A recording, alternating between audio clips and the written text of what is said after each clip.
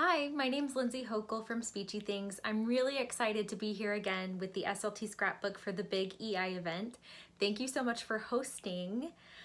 Today I'm going to talk to you a little bit about our kiddos with Down syndrome and some of my favorite tips and resources that I use to help them out. They're complex kids and I'm excited that you're here.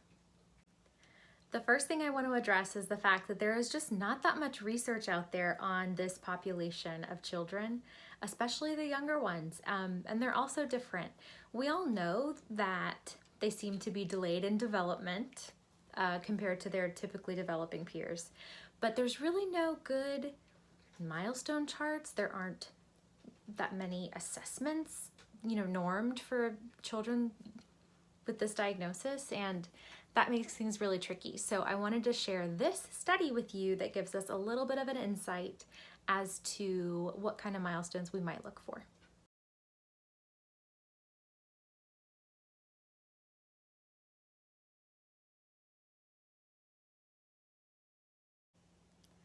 The next study I want to share with you, and I think it confirms something a lot of us have already been suspecting, and it was actually brought to my attention by Together We Bloom. I really suggest you go follow her Instagram account. This is a mother of a little girl with Down syndrome. She's also an SLP who runs a preschool program at her house. She's wonderful and gives great insight to both the SLP and the parent perspective of raising a child with Down syndrome. But this study shows that many children with Down syndrome show signs of both childhood apraxia of speech and childhood dysarthria, and that makes so much sense to me. That describes a lot of kids that have come through my therapy room. Even if it's not true apraxia of speech, then every single one of them has motor delays. All of them. They need OT, they need PT when they're little. And I think it's important that we remember we're not just looking at phonology, we're not just looking at language, we're looking at motor delays as well, we're looking at dysarthria. There is just so much complexity to the needs of these kids, and we need to take that into consideration whenever we're designing our treatment programs.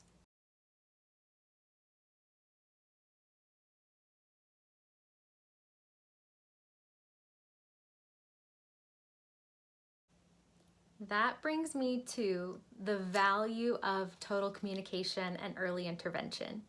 If you have a child that you're working with who has Down syndrome, verbal speech is not enough. Just language is not enough. We need to be including visuals and sign language and possibly some sort of AAC communication system. And it's really never too early to start them on that.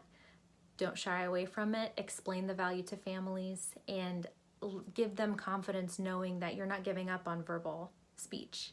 You are encouraging verbal speech, because the more language they have, the more they're going to be able to say whenever they are ready to talk.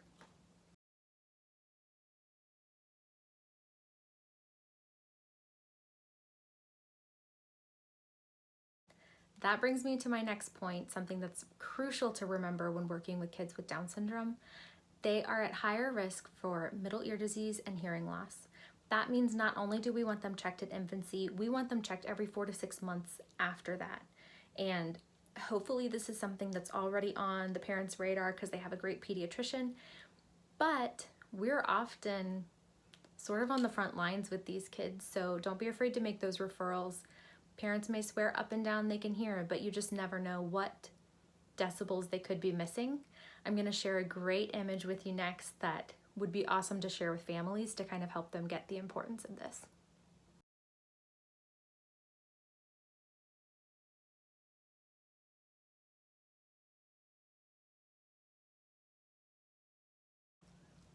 The last thing I want to talk to you about today, and I hate to end on such a cringy note, children with intellectual disabilities, including children with Down syndrome, I've found figures between 3 to 7 times more likely to experience abuse, and in particular sexual abuse.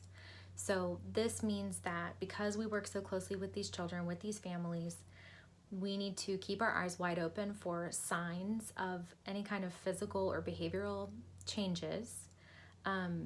Don't be afraid to teach these kids how to say no. Respect their autonomy as well.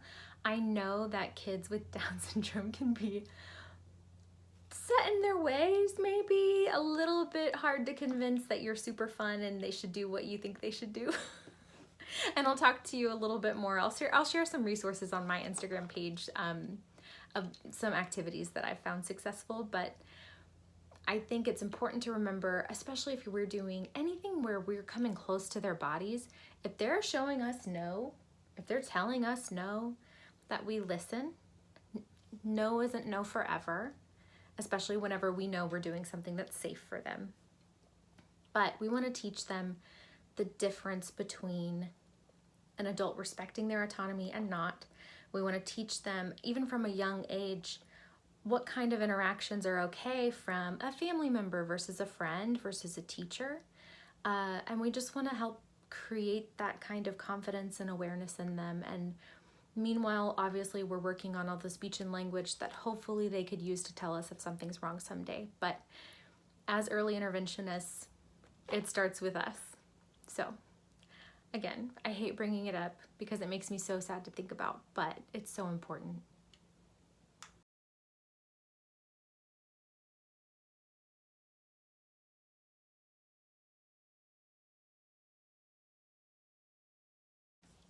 Thank you so much for joining me today to talk about one of my favorite populations, kids with Down syndrome.